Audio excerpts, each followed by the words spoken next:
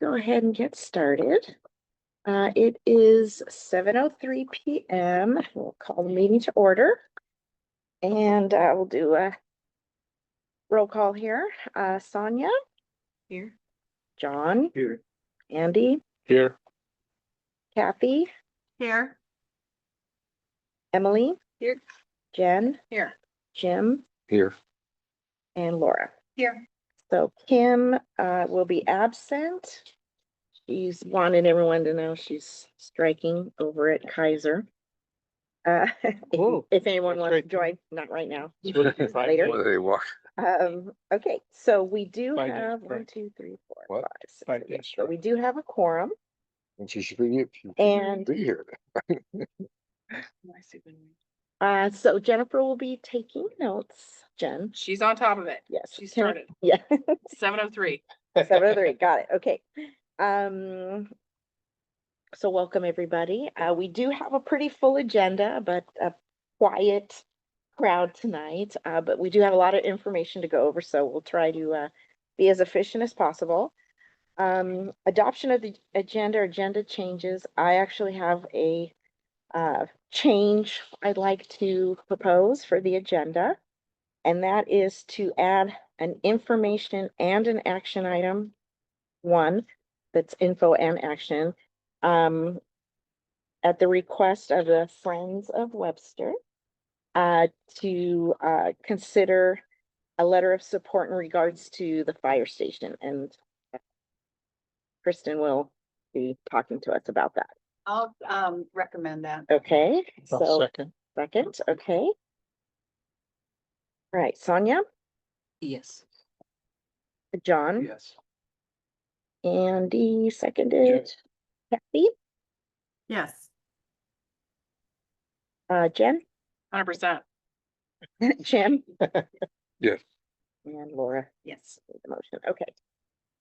Awesome. All right, so we'll put that in the agenda. And now we will take a communication from the public on non-agenda items, and we will limit you to 3 minutes. We're very strict on the time, so don't be offended if you get cut off, but everybody will get cut off at the 3-minute mark. We'll take our online comments first. If there's anybody online that has a non-agenda item they'd like to share. Don't see any hands. Is there anyone in the audience that has a non? Yes, ma'am. Yeah. Hi, Doreen Diaz-Pester. I emailed the chair for the Hammerstraw on Saturday, the Hammerstraw inaccurate map memo of support. The city is using an accurate map. They are merging Hammerstraw and Lamita, which have always been two separate communities all the way back to, at least in writing, to 1976. The city's been violating our community plan by merging these two communities. District 4 updated their map because they also had Webster and Ridgeview merged, which were separate, and then the Hammerstraw. So I worked with them September through January. District 4 fixed their map.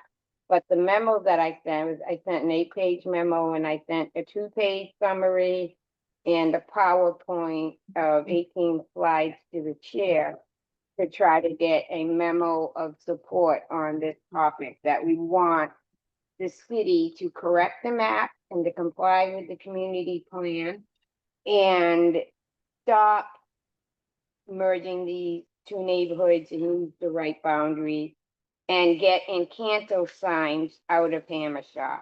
We do not want Encanto signs in Hammerstraw. And the other thing is, it's messing up all of our data. All of our data is messed up. Our demographics, ethnicity, our income, and how can we tell if there's an accurate evacuation plan when they don't have the right boundaries and they are not calling us by the right name? Sometimes they call Hammerstraw Skyline, sometimes Lamita, sometimes Encanto. We have accidents on the same corner that's sometimes called Lemon Grove. I mean, it's totally ridiculous.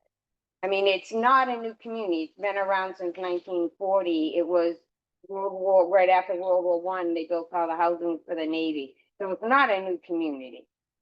The police department did a 2011 neighborhood map, and they merged Webster and Ridgeview, and they merged Hamlet, Alameda. So all these errors came from the police map, but the police map say they did it for themselves, but somehow the city copied their map and they put it on the neighborhood key map. So my PowerPoint shows 18 slides. There's a couple dozen maps. DSD, Developmental Service Department, says they cannot use the map in the community plan, which is outrageous. Our planning group has written that they cannot use that map. I'm like, why do we have an approved community plan since 1987 if the city's planning and DFD cannot use our plan? I mean, it's crazy. Why approve something that you can't use? So anyways, we'd like a letter of support. All the facts are in the memos, and if the chair could please send it to everybody so you could read it or the email. So it's, since that's not an actual agenda item. Correct. We're just taking your comment, Yeah. but, yes, I But I'm recall requesting getting if an you could email. in the email, if you could. in the I can email share request, the if you could information. Yeah, Share the information so you Mhm. could add it as an agenda on Saturday's email. Okay. you sent it to me on Saturday. Yeah. Oh, okay. Okay, So can we add it to next month's agenda? sure. Is that time enough? Yeah, that would be good. Thank you. I have a question. Are you asking other planning boards to Yeah, do the same thing? yeah, I actually sent it to about 30 planning groups Okay, all right. and lots of community-based organizations, Um, but it's more effective with separate letters. is there anybody else that has a non-agenda public comment? Danielle? I believe Ramon was first. Sorry, Ramon. I didn't see the yellow hand in the light background there. Gotta make that hand darker. Can y'all hear me? Yes. I'll make this quickly. I do have two things to mention, and I'll mention the one that's the soonest. So my name is Ramon Uribe. I work with Groundwork San Diego. I am the Community Engagement and Forestry Manager. This Saturday, we are actually planting around 40 trees in the eastern area communities. So we will be planting some trees in Webster, Oak Park, Redwood, Rolando, El Cerrito. And we are looking for volunteers, so I'll send you that information, Bettina, and share it with you.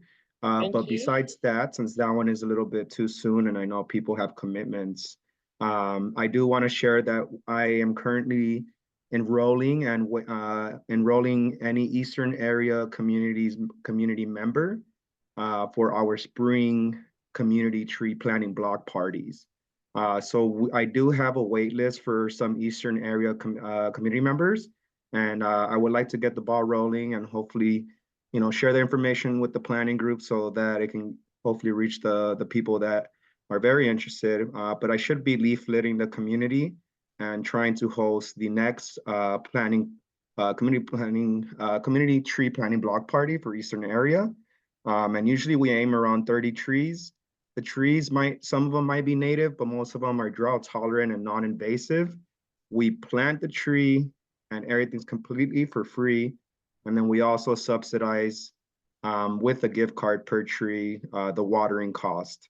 So I'll share that information with you with our flyers and also the interest form for volunteering or just hopefully getting a tree. I will be the main person in contact. And, once you do get the tree, we don't just leave. We really we really want the survivability of those trees to stay at 90 and above. And so far, it's been so good from the 136 trees that we planted last year. Thank you, Ramon. Thank you. Of course, thank you. Mhm. Okay. Danielle? Thank you. I have two also. Please, everyone, find a copy of the draft EIR for the Fairmont 47th Street Fire Station and read the executive summary. You don't have to read all 300 pages. And please provide your comments by October 27th. And my second short announcement is the college area plan that still had 90% deficiency in parks, was passed by the Planning Commission last Thursday. This Thursday, the Claremont plan is before the Planning Commission, and the Parks and Rec Board saw both of those plans at the same time at our September 25th meeting, and we did not approve either of them.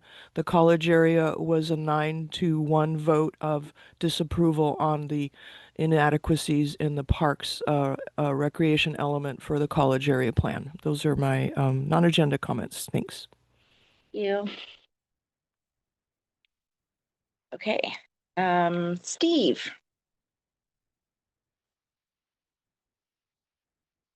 You're on mute, Yeah. Steve. Now, Okay. how about now? Yes, go ahead. Just very quickly, Mr. Urib's phone number, please. Does anyone have it? Is he still there?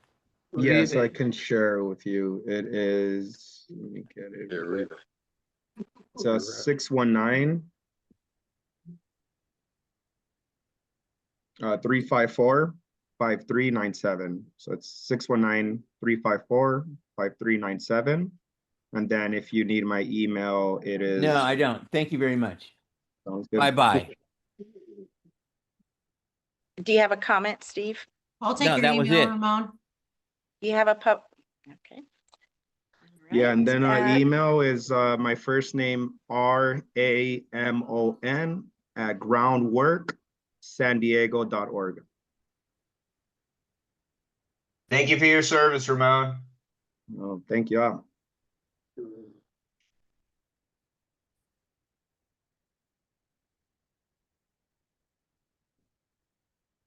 Okay, is there any other comments? Yes. I'll do a quick comment. Hi, everyone. Ozzy Meneses with Groundwork San Diego.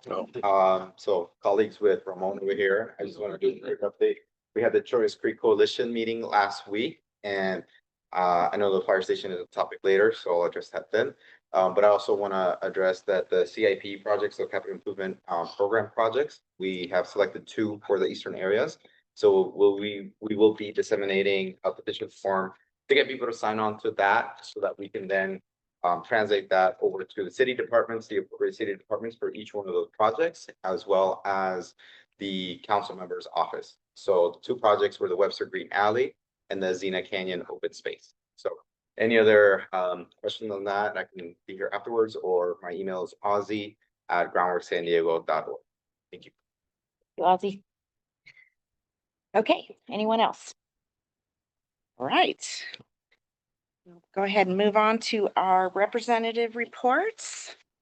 And Ashcon was here first. So you get to go first. Thank you. Good evening, everyone.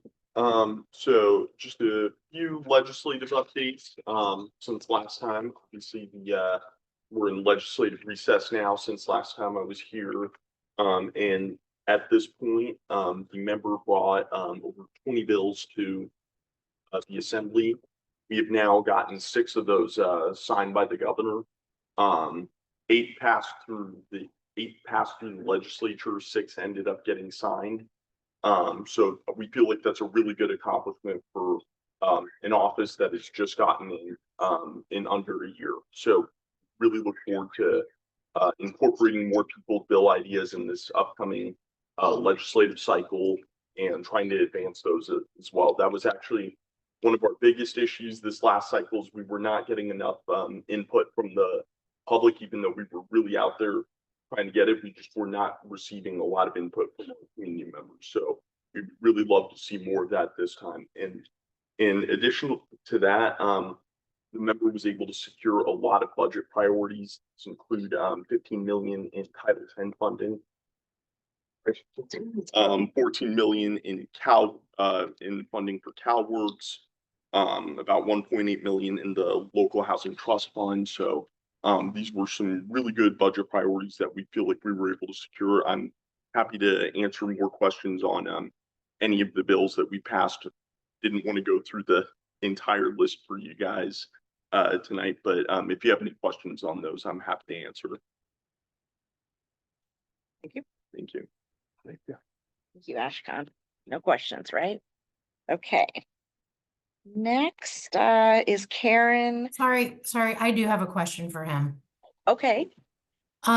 So you said that you didn't get enough public input. Can you share your mode of outreach?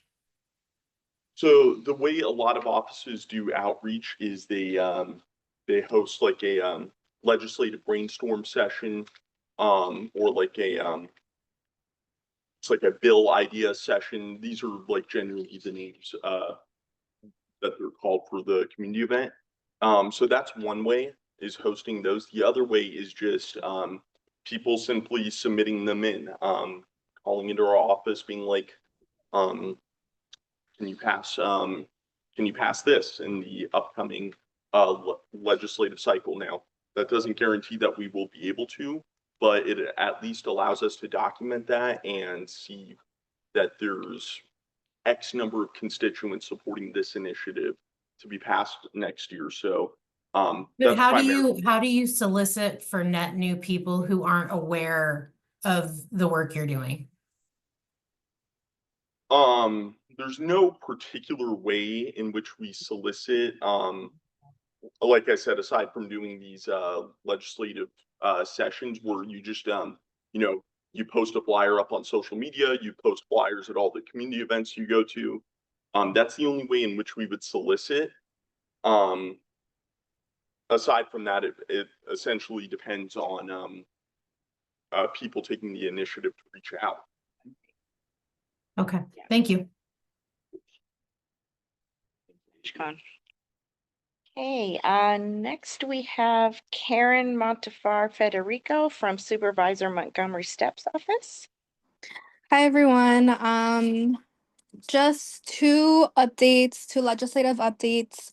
Since September, on our September 30th Board of Supervisor meeting, the board approved expanding investigatory powers of review for our Citizens Law Enforcement Review Board.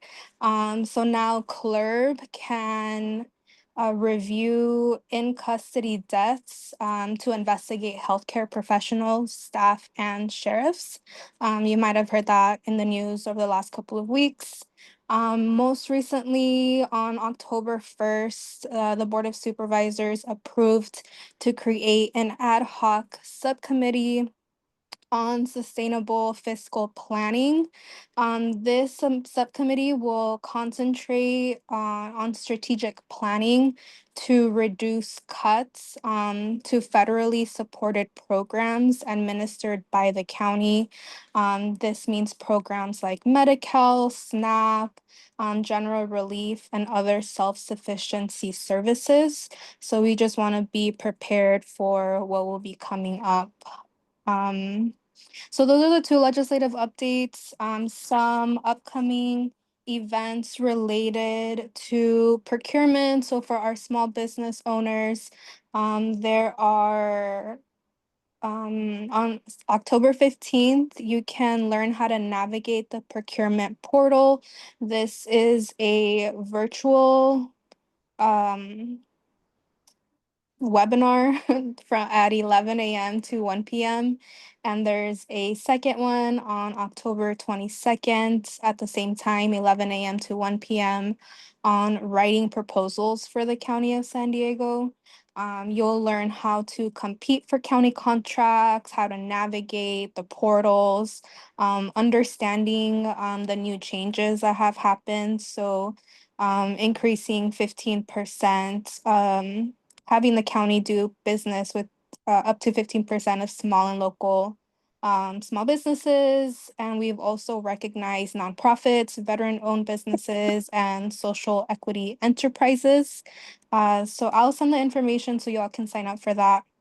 And that's really all that I have for the County District 4 office. Any questions for Karen? Thank you, Karen. Thank you. Okay, and next up is Mr. Marin from Councilmember Sean Elo Rivera's office. Good evening, everyone. Roberto Marin, Councilmember Sean Elo Rivera's office, Director of Community Empowerment. Wanted to first start off with some legislative updates. The first one is we're bringing forward our due process and Safety Ordinance. A little bit about the ordinance is it's a first of its kind citywide policy and also in the nation that strengthens constitutional protections for all people and creates a regional model for safety, accountability, and dignity in the face of unauthorized federal enforcement. Some of the key provisions that are in there are no warrant, no entry. So basically, federal and out-of-state agents must have a warrant to enter non-public spaces and access your information. The second one is city contractors and leases are covered by the ordinance. The third is the city and its partners cannot collect or share protected personal information, immigration status, health history, religion, and political views, etc. And we're really aiming on two main things: increased transparency, so annual reporting on federal collaboration and incident reports with when SDPD is present during federal enforcement. And lastly, public education with Know Your Rights signs in multiple languages will be posted in city and city-funded properties. Folks probably are asking why it matters. It matters because, or why it matters is it expands protections for vulnerable groups and fosters a regional network of aligned policies across the county and neighboring cities. Vista and Oceanside have passed this similar ordinance. La Mesa and Chula Vista are interested as well, and the county will be doing the same. So it is a regional approach that we're taking. That is it for my legislative updates. Now some community ones. Sarah is no longer with our office, so I have assumed responsibilities for her communities, specifically Rolando Village and El Cerrito. I know Jeffrey has been helping me out with El Cerrito, so either or is great, and we hope to bring someone on board soon. So just stay tuned. And I wanted to give an update as well on Choice Parkway. So I know there were some issues with some encampments. I know that was addressed this past week with some abatements. And also they will be, the Helix Environmental Group will be actually doing some environmental studies in our creek this upcoming month. And so that was the reason why they were abated, the encampments. Obviously, we'll talk about it a little later, but Sandag will be presenting on the University Avenue Bikeway project. They've been great partners with us in trying to figure out some of the issues or outstanding kind of items that we wanted to address with the community. So you'll hear a little bit about that a little later. And lastly, we are soliciting input for murals in Redwood Village and Rolando Park. So please, if you have any ideas of where a mural could be, I know, for example, Rock Street, where there's a ginormous kind of wall there that always gets tagged, is an option. So if you all have any ideas, please let me know. And that is it. Anyone have any other questions? Any questions for Roberto? Looks like. No questions. Steve. Okay, sorry about that. Go ahead, Steve. Yeah, thank you. Very quickly, any estimate of the cost of that legislative piece? That you In terms of what costs are you referring to? cost to the strapped city of San Diego for the notifications, the signs, the on and on and on, the rental of the rooms to teach the people, et cetera, et cetera. There wouldn't be teaching of folks. So the public education is just Know Your Rights signage. So it's not actually educating folks, it's just posting signage throughout the city in multiple languages. The cost estimate has yet to be determined. So we'll find out in the next week. This item does come to council on October 20th at the 2 p.m. session, and that is the only item on the council docket that day. Thank you very much. Hey, Roberto, I have a question for you. Mm-hmm. The property that's next door to us here was the church and then future Pana spot. The liquor store has been really tagged a lot with graffiti, and I'm wondering, is anyone responsible? Is there any ordinance to keep that sort of abated so it's not one there? I believe that is the jurisdiction. I believe that's the jurisdiction of PANA. I would have to triple check on that. Usually there's a code enforcement violation that would be addressed. But I would hesitate to do that. I would probably communicate to PANA how they can best collaborate. I'm not sure if they're gonna demolish it or not. I'm assuming they are, but I don't want to speak for them. So Yeah. I can check in on Pannon just to make sure where they're at on that. Just so that you all know, graffiti abatement is non-existent in the city right now. They are not prioritizing that. We do not have the funds.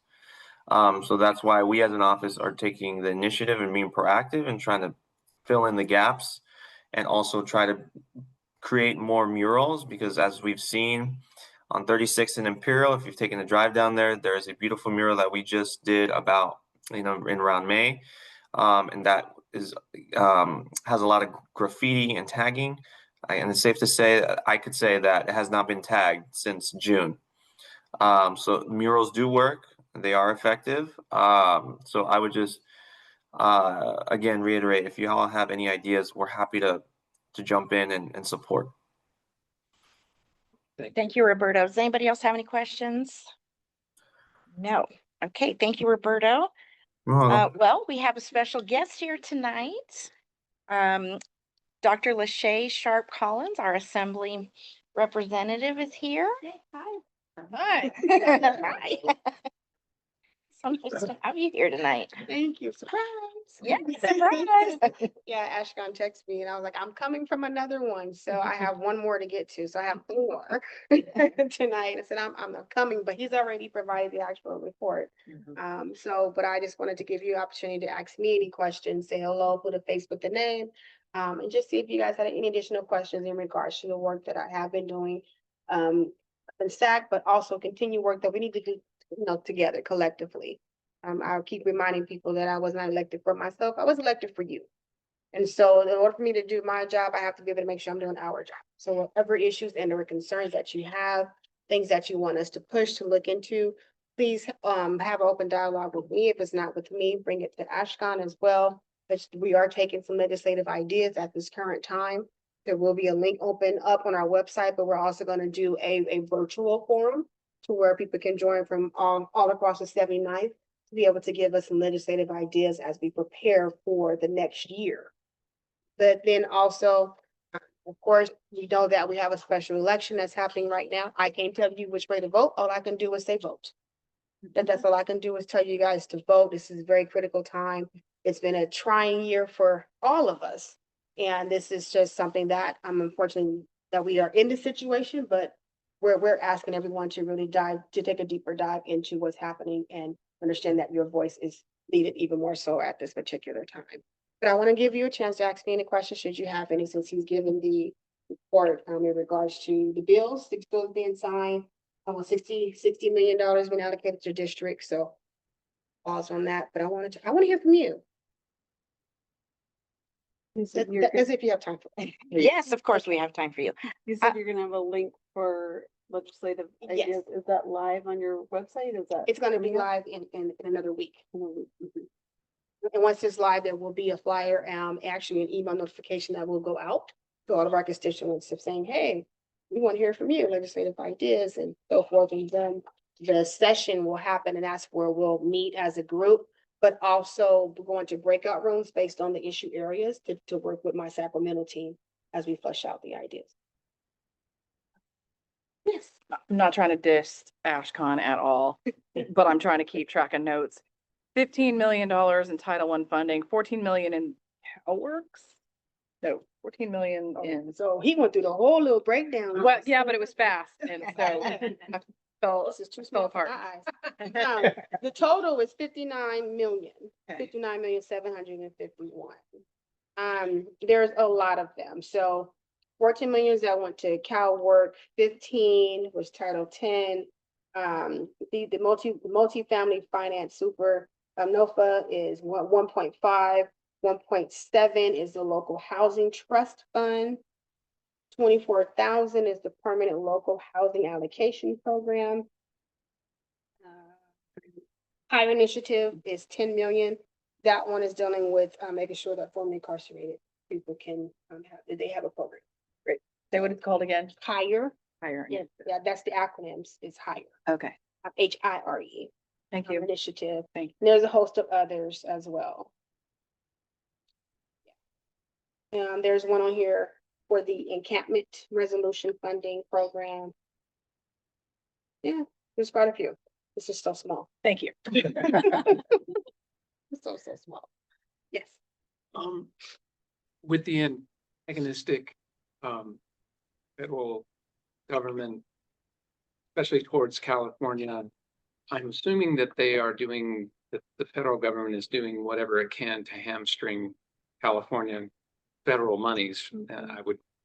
And I'm wondering if you have a kind of a global view of where our biggest problems are going to be, statewide, but also locally, and when are we going to start seeing the effects of those? So their budget is December. I mean, their final things will be December. They're trying to, obviously, right now, the government shut down, trying to come to their agreement. But our biggest issues is going to be health. We do not have the money to backfill. But we're doing everything we can to shift and prepare for what we know is to come. As we know, Project 2025 is about 60-70% implemented. And so that's going to be healthcare and it's going to be education. And those are the two largest ones, but the biggest one is healthcare, because that's going to take up the bulk of their budget. Got it. Okay. And that's essentially what the shutdown is, because To get that healthcare in there, because it's going to impact a lot. Yeah. States. Can I follow that up? Because healthcare is a requirement in the state of California, and if you can no longer afford it and you don't have it, you're clearly breaking the law. How are you gonna come after me if I can't afford my insurance? I'm going to be honest with you, we can't. Okay. I mean, in all honesty, I mean, how can we come after you for something that we are not able to help? Got it. Make sure that you're covered. Okay. So that's something that is a part of our conversations is, okay, we have all these mandates that we currently have. And then if we can't ensure that everyone is able to obtain and meet those mandate requirements, how can we implement something? Right on. Okay. So that is a part of our conversations as Okay. well. Our goal is to make sure that we do as much backfilling as we can, but that has to also be spread into the other areas as well when it comes to education, when it comes to our criminal justice system, when it comes to everything. We have to try to spread it out, but we know for a fact healthcare is going to be. Laura, go ahead. I used to work with some people who didn't participate in our group healthcare at work and didn't have healthcare funding and didn't pay for it. And they got penalized in taxes. Something. There will be taxes. Yeah, they got taxed somehow for it. So they did end up having to, they were penalized to pay for it. Yeah. And then there was fees on top of it, I believe. So it's not that it doesn't get paid for, you end up getting a tax bill for it or whoever's not. Yeah, But you're looking at that, but we're taking that off. We're trying to figure that out. Yeah. Because how can you charge something that is to no fault of your own? And the people didn't even use healthcare during that whole period of time, and yet they still had to because it was a requirement. because it's a state law Because that was a- requirement yeah, that you was a pay. requirement. Yeah, So if you okay. didn't have it, you needed to pay. But if you lose it because you can't afford it and we can't cover it, then how do we come back and make you pay for something? Well, they did. Thank you. I mean, that the state taxed them, so. Well, yeah, they taxed it because they didn't use it. They chose not to. Yeah. So that was an option. This is not optional. Yeah. You're kind of, Yeah. you're gonna lose it. Completely different situation. It's a different situation. Is it primarily, are they going after President Obama's Affordable Care Act money?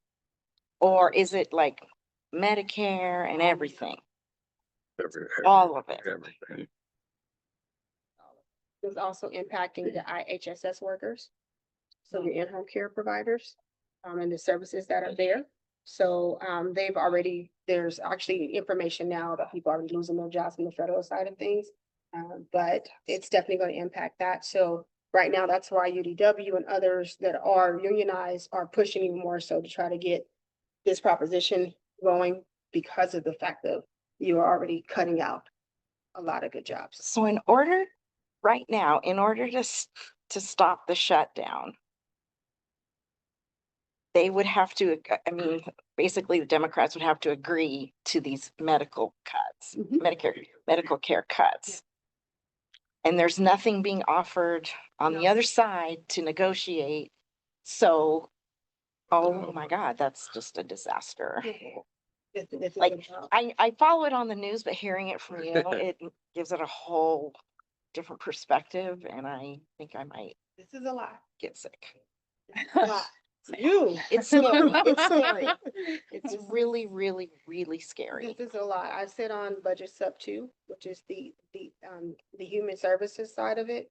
And so just to hear everyone come in from our aging and long-term care, so our seniors, it's a heavy impact on our seniors right now. And listening to students or families who have who have some form of disability, the impact that's having there, the care that is being provided, especially now with our military as well, not even going to get a paycheck coming up, government shutdown. So how are we going to make sure people have food? The food pantries, food banks, and they're struggling as well. Yeah. And so we're trying to make sure money is going there. So we did get some money in the budget to give money to food banks, but it's still not enough knowing of what's to come. And so there's a lot of things that we have to do. And it is painful. It's very cruel. So many. And as far as education and the implications for the budget with regard to that, is there anything that we can do to empower families to make some sort of, to voice anything? I mean, I work as an elementary school teacher, and I know a lot of families are struggling right now as it is. And do you have any information that you could give me to share with them that might have concerns about public education? I wouldn't say that there's something that I can give you to give to the parents. Just know that for the different school districts that they're being notified of additional resources to help support for food, and clothing and shoes and all those types of things. There are some additional supports that are happening from Jewish Family Services and some other aspects as well. But as far as the other aspect of it, it's really hard because there was originally supposed to be a cut. And so we were able to still fund our universities and fund our Prop 98 the way that we should. So we were good on that part. But in the end of it, with the federal funding of it, we just, once again, we don't have the additional to come in and help cover the federal funding side of it. Just, we're trying our best to move forward. There's so many lawsuits right now that Banta is doing to make sure that the federal government release the dollars back to our school system. We did have a bill that the government vetoed yesterday. It was 766. It was actually my bill, diversity, equity, inclusion, and access. That was to enshrine those positions here within the state. And so, but that was vetoed yesterday by our governor. Vetoed by PEI bill that vetoed by the governor? Yes. why? Why? They said financially, based on the implications of the cost it was going to be to ensure that we had people in the positions to do the work. But the language in the bill was his own language from his 2022 executive order. There's nothing that I can really push out besides, to make sure you guys know additional resources that we have and try to help as many families as well. So, that's addressing a lot of like the cuts and even for our work, we basically are figuring more coming. And we've heard this terminology of California being a donor state. Yeah. So legislator, anyone thinking of how to, I mean, right now, like our families and people work with our communities, they're just worried about all that. And then I know like food and everything.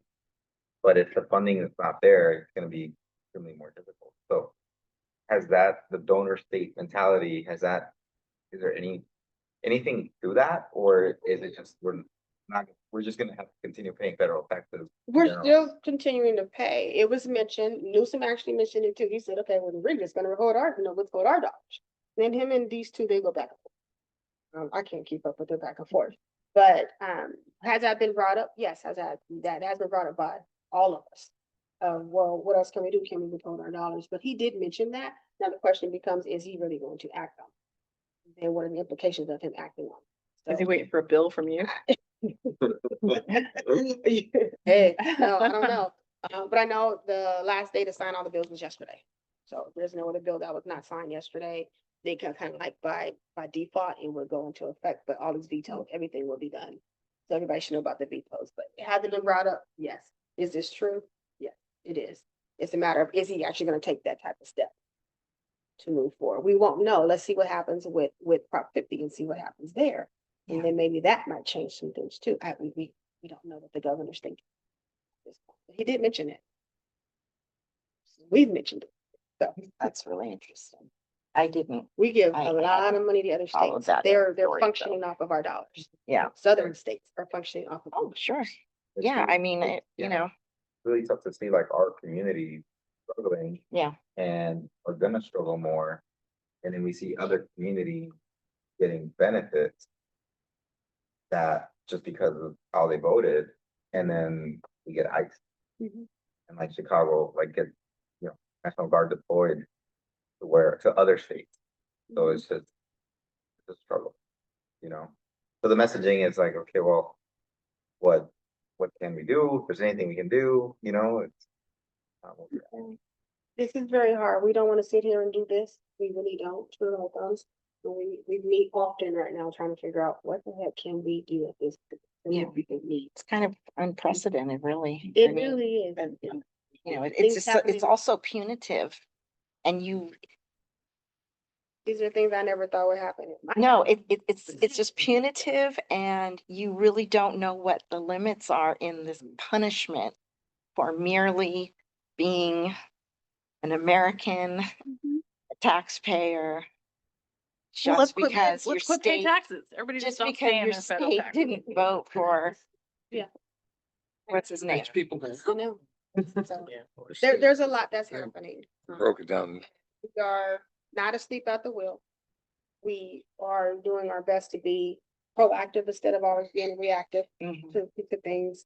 And so just know that between myself, I think there's 9 of us throughout throughout San Diego that are representing you guys over the assembly. You have one that's over in the Senate. We do have a San Diego caucus, so we have our conversations to figure out what else we need to do to elevate the voices of San Diego.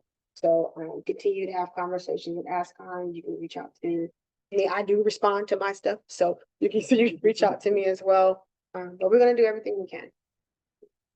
I hear you. I am one of you. I live right here. Get it? Well, we're, extremely fortunate to have you representing us, and it does give me comfort to know that you're there for us. But I also want to give a plug to Ashcon, because he's a wonderful young man, and he's here at every meeting, and he gives us our updates, and he's very responsive, and he's doing a great job. So Keep up the good work. I mean, I'm only here through December, some of the time. They have us doing a lot of traveling and doing stuff with 50 and other things, because we travel to other states to see what they're doing with different systems. We can try to bring some of that back. So, but January to the little 4 weeks in July, I'm not here except for the weekends. And then I get that little 3 weeks. That's not really a 3-week thing. And then we go back, and then we come back towards the middle to end of September through the end of the year. So I am here.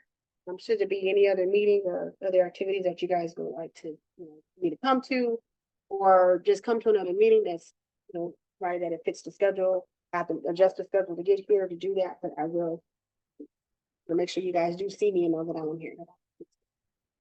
well, thank you so much for coming, and Thank you. You're welcome. your time. Yeah. Yes. Thank you very much. Thank you, guys. Thank you. Okay. Thank you, guys. Thank you. Mr. Bruce, would you like to give us a District 4 update? Sure. All right. Happy to do so. Greetings all. Bruce Williams, representing Council Member Henry Foster III, Park City Council District. I do have some things I'd like to pass out. What I'm passing out is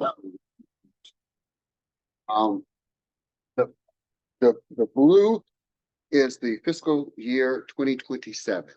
And they have these, I forget these scan things that, what are they called? QR codes. QR code. And so, what you can do is you can download through the QR code, a, a form where you can, tell the council member what your thoughts are when it comes to the budget. What's your priority for you? Do you want more potholes filled, or do you want us to use more money on something else? So please take an opportunity to do that. And then on the other side, if you want to tell some youngsters about Halloween, we've got some things that are happening throughout our district.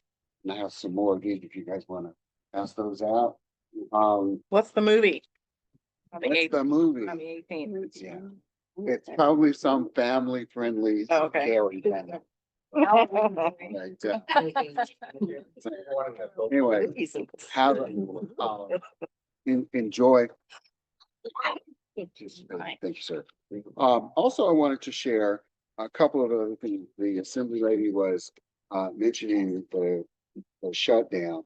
We had some information from Representative Peters' office on the shutdowns and how it would impact our San Diego. 117,000 active duty and reserve service members in San Diego County and 34,000 military affiliated VA civilian jobs throughout the county would be forced to work without pay during the shutdown. So if your neighbors are impacted, just asking that you consider being a good neighbor. So, you know where they work, you know what they're going through, make a sacrifice and be a good neighbor. Just want to consider that because we all may have to go through something like this.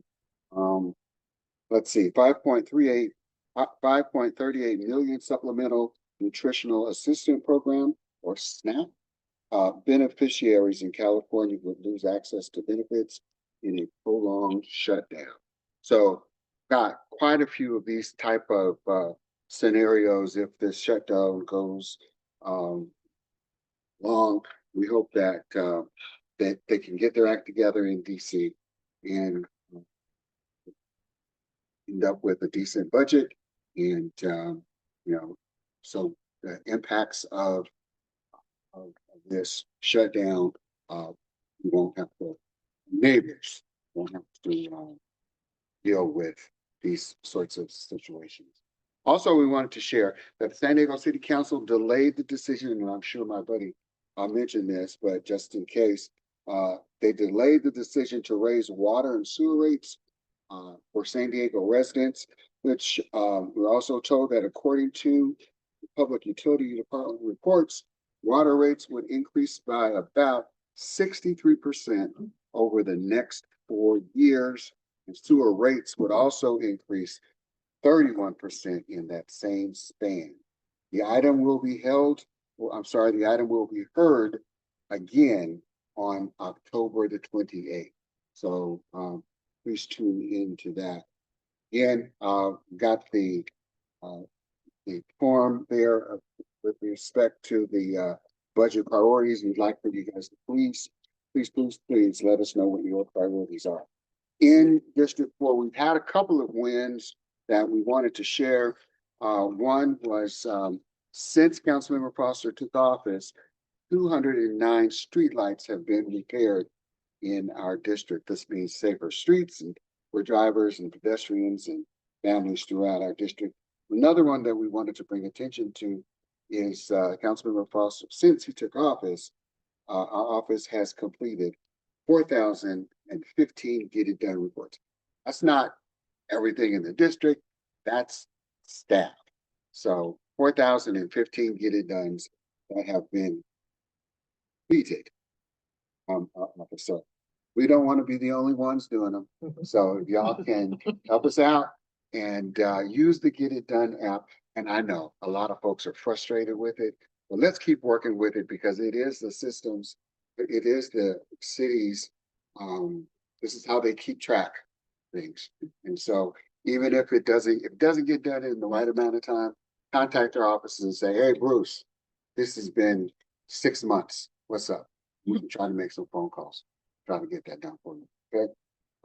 So please use Get It Done. Always remember that if you need to talk with the council member, about your neighborhood, about your community, the district, or even citywide items, you can make appointment with Stephanie in our office.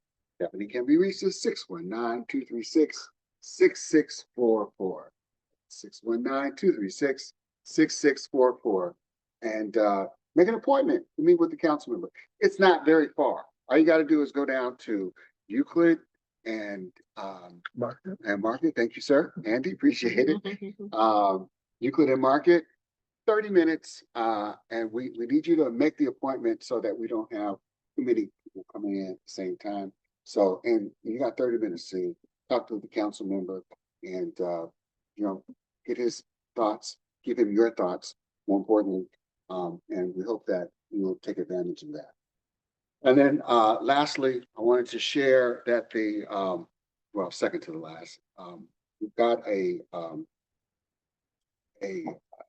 something going on down in it's the San Diego History Center and the San Diego African American Museum of Fine Arts. They're having something called San Diego's Lost Neighborhoods. And it started in September and it'll go through, this is an exhibit, it'll go through May the 31st. It's going to take place at the San Diego History Center in the heart of Balboa Park at 1649 El Prado, Suite 3 in Balboa Park. And go check it out and see what you can find out differently about San Diego's lost neighborhoods. There were all sorts of things that were going on back in the day that impacted where people lived. My grandfather told me about, was it L Street? They lived on L Street, and then apparently the 15 freeway went through there, and he lost his house there, and he moved the family to Valencia Park, and people in Valencia Park moved to Claremont, and it was just interesting to see how that went. And so go check it out. We're encouraging folks to do that.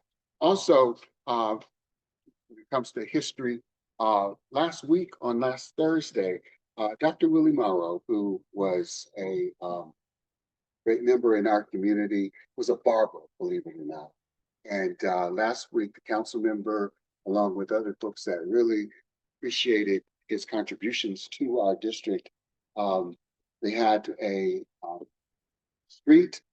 honorary street naming for Dr. Willie Morrow. And probably about 7,500 people showed up. And it was really good to see that family, the survivors, they were very honored that we were able to be honored in such a way. That's all I have. If there's anything else, I know you got a question about, and I'm still waiting for the answer, but hopefully we'll be able to get that on the first. Yes, ma'am. We're talking about a cleanup in Webster. And so we're looking to do that next to the school there, Webster Elementary School. Well, I'm going to get that into. Any questions for me? Yes, any questions for Bruce? Danielle? Danielle. Hey, hi, Mr. Bruce. Yeah. I haven't been along College Grove Drive lately, but I think it's coming up on 2 years that the Op Yards has been working on their issue. So I'm just wondering, when are they going to be done? Well, we've been told December, January-ish. So, but sometimes things go longer than that, but that's the last I've been heard. Many of you know the parking lot, the city parking lot for our employees kind of cracked open, and so they're working on getting it repaired. In the meantime, lots of our employees are parking on College Grove Way, and folks that visit the park are tired of having to compete with parking spaces during the day. So hopefully we'll be able to get that done December, January. Yeah. Great. Thank you so much. Great. Thank you. Okay.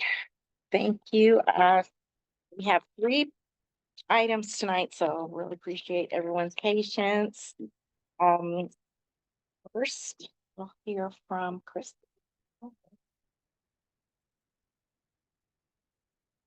Good evening. Thank you for having me. Kristen Hurst. I live in the community of Webster. And I am here to ask the board to consider writing a letter on behalf of the Eastern Area Planning Group opposing the location of the fire station. It's currently proposed to go on Fairmont and 47th. If you've had a chance to look at the DEIR, you'll see that there's many factors in that report that we feel would make the fire station location there implausible, environmentally reasons. It's not that we don't think that a fire station is necessary, it's just the location is not an appropriate one. So I have an email that I would like to forward to everyone. As Danielle stated earlier, the comments are open right now from the city to leave any sort of feedback to them about the EIR. Those need to be submitted by the 26th. But some of the things that we found that were noted in the DIR were threats to sensitive species. A big issue is alternative sites missing. And as we all know, that's part of a robust EIR plan, is being able to have an alternative site that are feasible. There was only one site that was noted as an alternative, but it was designated as infeasible in the DIR report. So automatically that negates that. The difficult location, the cost, which has ballooned astronomically from the initial cost. It was originally 12 million and now it's upwards of 28 million. Community impacts, noise, air pollution, flood risk, traffic and safety issues. And one other thing is that the city does not want to do a public hearing. They want to decide this without any public comment. Of course, they are accepting comments, but not in a public forum where people can go to City Hall and explain things, which kind of goes against the city's policy of transparency that they are trying to promote right now. So it's really crucial that everyone, whatever you feel, wherever you stand on the issue, that you do make a comment before the close. There's also a petition if you would like to sign it digitally. And this is to protect our creek and canyon and relocate the proposed fire station somewhere else, and it lists the reasons here. So I urge you to write something individually, but I also would like to have something collectively written. The importance of it being written individually is because then the city has to look at each individual comment that's submitted, and it needs to be something original that you write. So we don't want everybody to write the same letter and send it in. So I suggest if there is one of those points that I mentioned earlier, archaeological, biological, air quality, sensitive species, flood prone areas, that you pick something that you're really passionate about and write about that.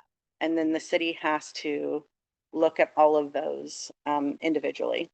Otherwise, it's considered one collective opposition, and that's what we do not want. Remember when we had the one engineer that was hired by the people who live in the area there, and he came here and did a fabulous presentation. It seems like there was more than one alternative site at that point. And I'm thinking that that must be on YouTube somewhere, and we could all kind of look at that again and maybe refresh. It gives a really good detail into what's going on, what the problems are. And it seems like there were multiple alternative sites at that point. There were, but only one that has been named. So I'm not sure why there isn't other transparency as far as the other site locations. They were all dismissed right away for one issue or another. So, and I think that that is an interesting point that you raise, like, why isn't that information being made transparent to the community? Here's a list of all the sites that we looked at, and here's the reasons why. And so that might be something you would like to add to your comments. Yeah, I would, if you guys get a chance, I would go on YouTube and see if you can find it. He did a fabulous presentation. Okay, so what Kristen is asking, or Friends of Webster is asking, is for the Eastern Area Committee to provide a letter opposing the fire station as it is currently designed, for the reasons that she stated. And then I have information that I can share with you, that letters from other organizations and just more detailed information about why the fire station at this location is not a good idea. I'll make a motion. Okay, so you'll make a motion. Second. Andy second. So the motion is Yeah. We write to approve, to support, Yeah. recommend, Support. recommend support, recommend providing a letter In opposition. in opposition to this location for the firehouse. And let's go ahead and say some of the things that it's based on, because we can't really collectively meet and do emails back and forth, because that's considered a meeting that's not public. And so we need to give you permission to kind of get these points in. So the points would be all the things that are listed there. Yes. Be sure and include all of those. Okay. And that it seems like that we are aware of previous alternative sites and would like to know what happened to those. And that we feel that there's a huge lack of transparency without a public hearing. I would put all of those in. Okay, so we're making a motion to recommend providing a letter opposing for these reasons. Okay, so, yes, Andy? Is there a way that we can select alternative sites, so they may have to look into those? How would we do that? You can write that in your own letter. Yeah, yeah. I mean, do you wanna, how can you recommend, how would we recommend other sites?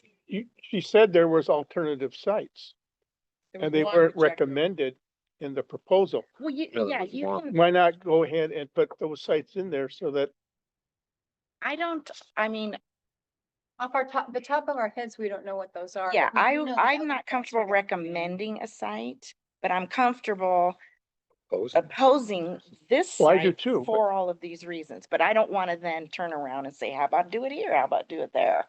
No, we just want to say. Yeah, we what just want to did say, happen. it's not, this is not a good idea here for these reasons. And we ask that you consider other locations and make the process transparent. Because the problem is, there's no other locations and there's no transparency in the process. Those are the main issues. Right. Okay, Danielle, quickly, because we still Sure. have So many first question is, did this get added to the agenda before all of us on Zoom joined the meeting at 5 after? Yes. Yes. Thank you. And then I- second point is, also the, fire station's gonna have a diesel gas tank in it, and if a wildfire in the canyon happens, that diesel tank is gonna explode, and all the people who live in Leisureland won't be able to get out. They will be trapped in a wildfire. Diesel does not explode. Well, would you like to live next to a giant diesel tank? Yes, I have no problem with that. Okay. Okay, thank That's okay. you. Well, Thank you. Okay, so motion, Jen made the motion. Andy seconded. Okay, let's go ahead and vote. Sonia? Got a question back there? Oh, I'm sorry. No, just a quick comment. Oh, yeah. From Groundwork San Diego, we're definitely on the side of the community. Not only is the transparency aspect of this was not there, there are no legitimate alternative sites. And I hold the feeling that it shouldn't be on us to identify them. If you want to, as an individual, look and spend some time identifying some sites, they suggested that. Us as the community, it's all, the onus is on the city we're paying taxes for them to do it. And in addition to this, any more structures or anything built within the Canyonland, Sierra Club, we're all in agreement with groundwork that anything that gets built more will actually negatively impact flooding, which is nobody has forgotten the floods of January 2024 of last year. So that is our stance in groundwork. We're here to support how we can the community. Yeah. The irony being, it's a fire station that's supposed to help protect us, but it's actually going to create more problems, serious problems. Bruce, please, and then we got to wrap this up. Yes, I don't want to influence the, how you vote on it. But please note, the council member has talked this over with the fire chief and expressed the community's opposition to this. Two, he has taken the item off of his budget priorities. So it's not something that he is going to be adamantly going in favor of. Number three, he has, we just don't have the budget to try to add a new fire station. Especially at that price. Yeah, and so. They're gonna get cheaper. It's not gonna get Community, request that to Queens of Webster, and so, he's with you, but just please know that it's not a priority for. Okay, thank you, Bruce. Thank you very much. Okay, so back to the motion. Motion made by Jen, seconded by Andy. Sonia. Yeah. John. Yes. Laura. Yes. Kathy. Yes. Emily. I'm gonna abstain. Okay, and Jim. I'm abstaining.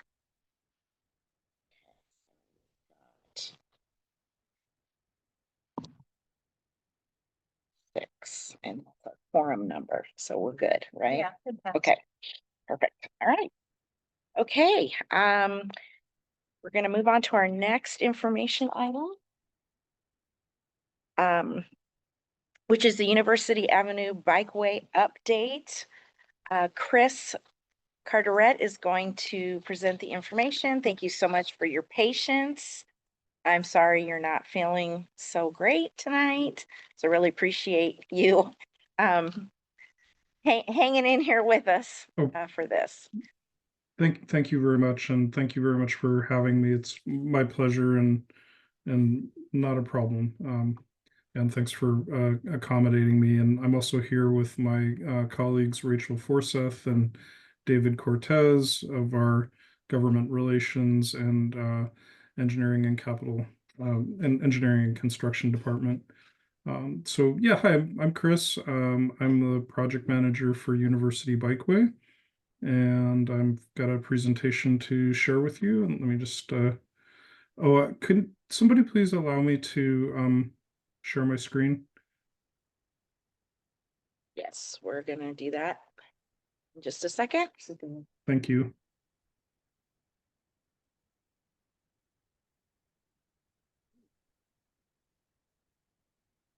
Hopefully we don't have the same technical difficulties we had last night.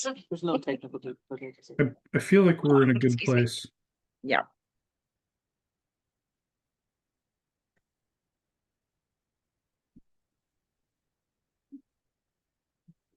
Just say when and I will share my screen.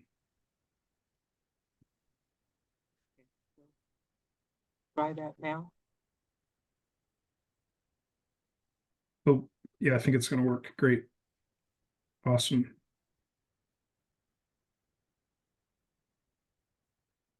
So. How's that? Awesome. Perfect. Okay, let me just grab this window here and move it over there. All right. So yeah, thanks again. So I'm here to tell you about the upcoming construction of the University Bikeway. But first off, I'll just mention a little bit about SANDAG. We're the Regional Transportation Planning Agency. We plan our transportation system, highways, public transit, bike projects, also the Otay Mesa Port of Entry, and larger projects like the Blue Line trolley to UC San Diego and UTC from Old Town. We also have a program for buying and setting aside relatively pristine environmental areas, which can either be restored or held in trust for the future to preserve it. So, quick overview of the project geographically. Here's University Bikeway, and if I heard you correctly, you guys are about here right now in the room. And it has its relationship to some other projects that we've done. It's part of the North Park Mid-City Network. Mead Avenue Bikeway is finished. Landis Bikeway is finished. Orange Avenue Bikeway is coming up. It's actually out to bid right now. Central Avenue Bikeway right here is coming up, and Howard is in final design, as is Robinson Bikeway, also in final design. So work on the project started really quite a long time ago when we were developing the network. That involved pretty broad planning outreach. And then once the alignments of the projects were determined, we started working on engineering and environmental studies, and then moving into design of the projects in earnest around 2018. And now finally we're here ready to deliver the project. Here's a brief overview of some of the more recent outreach that we did that was more targeted, with some highlights of Eastern and our visits here. And so I think one of the important things to know is that over time, based on what we heard during the early planning stages and the more contemporary ones, we designed the project to incorporate the various things that we heard that the community wanted. It's University Avenue is a safety focus corridor, which refers to the goal of reducing collisions resulting in severe injuries and fatalities for all road users, especially vulnerable road users like people on bikes, walking, and other mobility devices, including wheelchairs and scooters, what have you. And so big focus on convenience and awareness for all road users, general safety, and then also infrastructure upgrades. And one of the things that we're really pleased to share about the project is that in response to what we heard about concerns regarding the condition of University Avenue, we approached the city of San Diego and got a partnership going with them, and they've contributed funding for us to incorporate in our construction contract to resurface all of University Avenue from Estrella to the La Mesa city limit during the course of the project. So the bikeway will be doing a fair amount of resurfacing itself, and then the remainder of the roadway that needs rehabilitation will get done in this partnership by our contractor all at once. So here's a more focused look at the project. What you're seeing is this will be the end of Orange Bikeway, then coming down Estrella is where University Bikeway will begin, and it'll go all the way out to 69th, and that's about 2.8 miles. So as I mentioned, the project is going to incorporate numerous street repairs and a complete resurfacing There'll be bus islands, a section of bicycle boulevard on Estrella, and then a combination of buffered bikeway and separated bikeway along University Avenue. All of the corners will have upgraded corner ramps and high visibility crosswalks and other features such as relocated pedestrian push buttons for the safety and convenience of all users, including those who are disabled, landscaping and traffic signal optimization. And this is a general schematic that shows the location of the various types of improvements. It's not 100% exhaustive, but it gives you an idea of the things that we're doing. The different colored line along the road represents the different bicycle facility types. We'll have many bicycle signals. I'll have leading pedestrian intervals at pedestrian crossings, some signal enhancements for transit, 14 transit islands that will allow buses to pull up cleanly to the curb for people to board and alight from the bus. And so here's some representations of before and after for University Square driveway, where there will be enhanced crossings and a new bus island. This is 54th, where we'll be constructing a protected intersection that will separate all the different modes, people walking, biking, and cars, and organize their movements and put people biking and walking in circumstances where they're highly visible to motorists. These types of intersections are shown to greatly reduce injuries and collisions for all roadway users, including people driving. And then lastly, this is rendering of the Choice Triangle area, where there will be reconfiguration of medians and travel lanes, and we'll be dovetailing our project with the general development plan for the Choice Community Park area.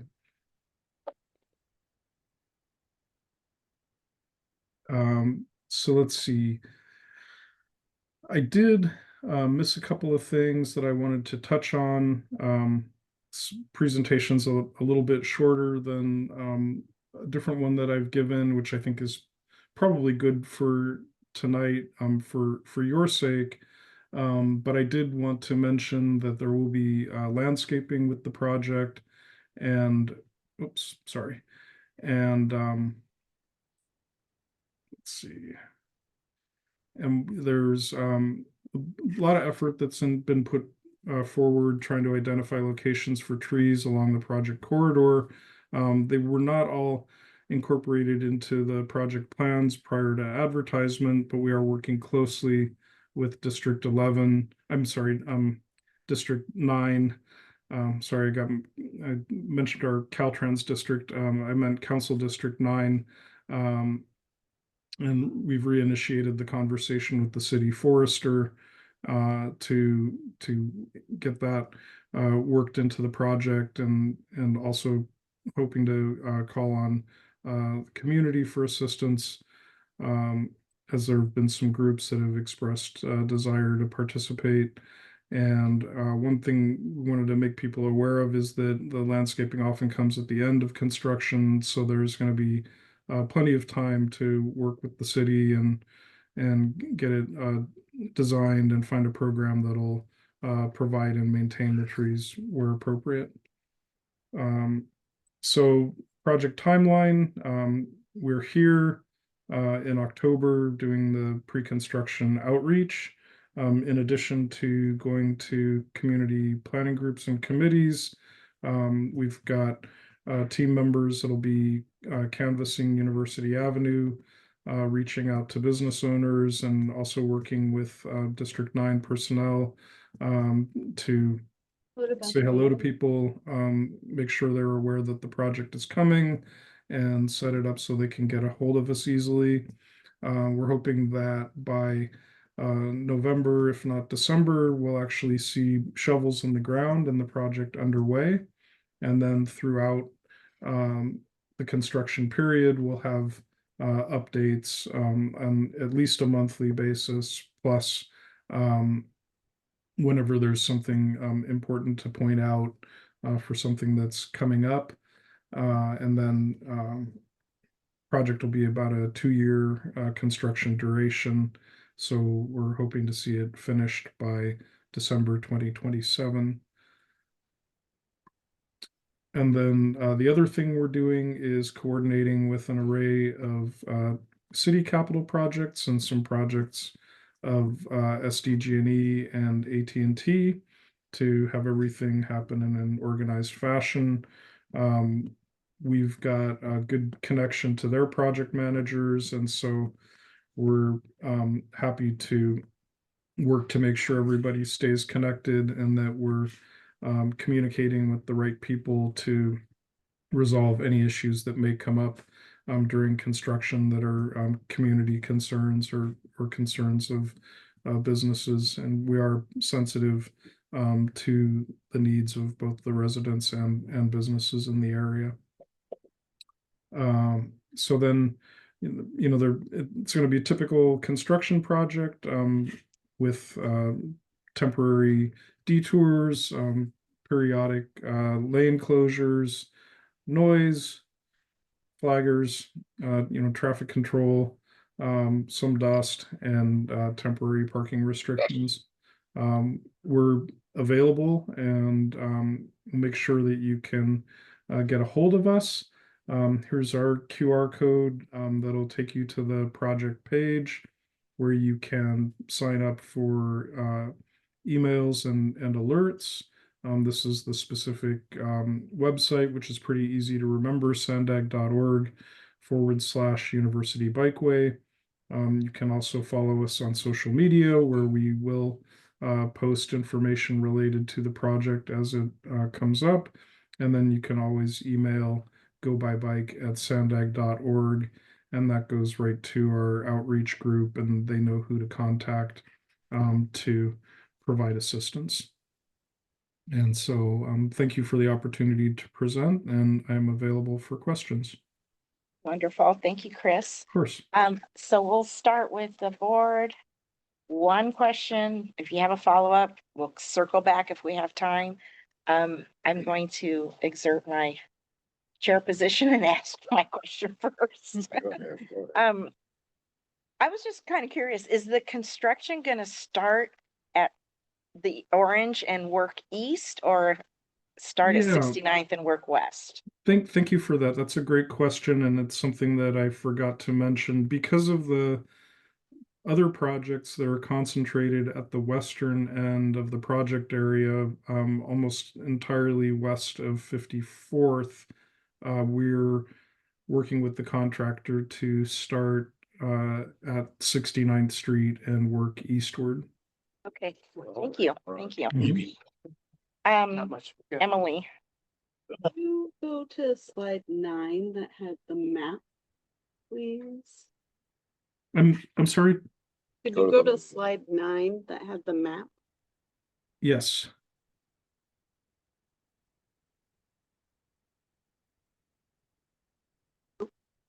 Sure. two more ahead. Go Oh. ahead, two more. Sorry. Oh, you mean ahead? Right. Ahead, yeah. Yeah. Forward.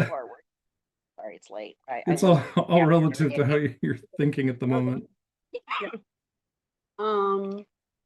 On the version of this that is on the website, and I think it was from 2018, maybe from 2022, at University and Cartagena, which is just east of College Avenue, there was an enhanced pedestrian crosswalk at that intersection, and that is no longer there. Is there a reason that was removed? I'm sorry that I don't have the answer to that. Without That is referring to the only- construction plans, it may be an oversight in the drawing of this map. So let me look in there, into that, a lot of crosswalks were removed. and I will follow up. I've got the chair's email, and I'll follow up with a response after I have a chance to go through the plans. Okay, thank you. Yeah, Let's see, John? I'm going to follow up on that question. As in last night's meeting, I would have requested to see if we could get a striping plan or something like that that's a little more than what you got here. So Sure. you can actually kind of visualize it. It's difficult to wrap your head around. So I put my email in the chat last night, but didn't receive anything today. But maybe you could send it to the chair here, Bettina. Yeah. Well, I want to make sure to get it to the Rolando group as well. It may be that we just haven't had an opportunity to respond yet. I think Allie was gonna handle that, and Yeah. yeah. Just east of 54th East. We don't need anything west of. Okay. That's a whole different place, but Understood. Yeah. Thank you, though. I'll add that as well to my own list, and thank you. we'll make sure that you get that. Thank you. Laura, did you have a question? Anyone else here? Ozzy? Yeah, I'll follow up that, I saw this presentation last week at the City Heights meeting. And afterwards, someone did mention that they actually looked deeper into this plan, and a lot of crosswalks and things like that had been removed from the previous version. So I'm curious as to how many have been removed. There was a reason why. Is this cost cutting or not being necessary anymore? So Yeah, community I'll have to look into that. I don't know if you're referring to like mid-block crossings. Yeah, any crosswalks, anything, any pedestrian features and things like that that were removed. I know Yeah, a lot of community have advocated for that, so we'd be really, really interested as to how many were removed, how many features. Those are very now becoming essential features for our communities, and No, why they were removed. I understand, and yeah, my general sense is that it's a very robust plan with a ton of crosswalks and enhanced crossings. So it may just be a difference between what's displayed graphically. But I'll do a deep dive and see what's what and follow up. Thank you. Thank you. Yep. Danielle? So can you explain why there's only one transit priority signal along this whole 2-something mile stretch over at 52nd Street and not all of the other major intersections? And then my Yeah. second question, enhanced pedestrian crossing and bike-friendly intersection. Could you explain those more? Because I think you have one that doesn't even have a red light at it on Estrella there. I'm not sure. Thanks. Sure. So well, starting with the transit priority signal at 52nd, I don't know the actual traffic engineering behind it, but that must have been the only place where there was a concern that transit would get held up. And because they're pretty easy to do, and so if they were needed other places, I'm sure that they would have been put in. And it's something I've noticed myself, and I have not pursued finding out why, but I do have confidence in our team, and it wouldn't be a cost cutting measure, but it would have just been purely like a decision based on the facts of how they expect it to work. Estrella is going to have a signalized intersection with the project. So that's the explanation there. There will be a bike signal, new crosswalks, and of course, phases for motor vehicles as well. Okay, Okay, thank you so much. Chris, I think we're gonna have to cut you off here because we Okay. we still have another presentation this evening. Of course, I understand. And yes, so I apologize for people that didn't get a chance to ask their questions. But there's plenty of resources and the QR code and the website that you can look at and submit your questions, either to me and I can submit them to Chris, or you can submit them yourself. Okay. Yeah, thank you very much, and I'll write Thank my you so to-do much. list right now.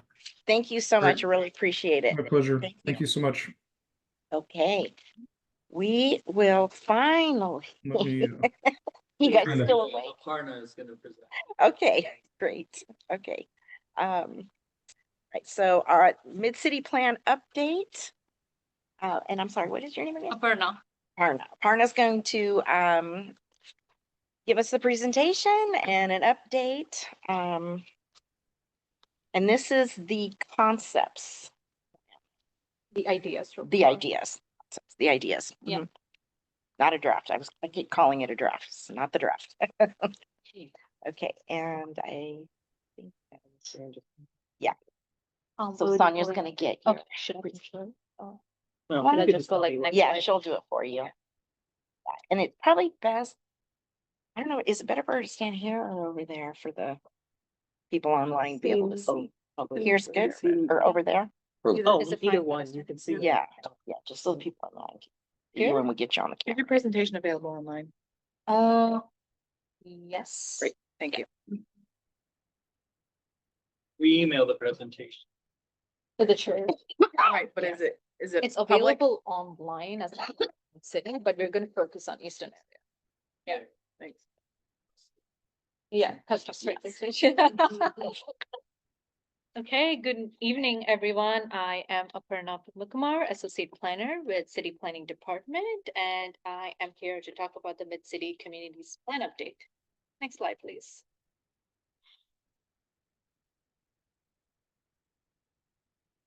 With me today is Al Cross, Principal Planner with the Community Planning Team. Next slide. This short presentation will be on the draft Mid-City Ideas report, which was released in late August of this year. Next slide. First, we are going to be going over a quick overview on the draft ideas report that explores preliminary mid-city visions, frameworks, and concepts informed by extensive public engagement and existing conditions analysis. The public input to the draft report would help inform the draft community plan, which we are aiming to release in spring 2026. Next slide. Based on the feedback from our extensive public engagement so far, we have been able to draft 12 visions and principles.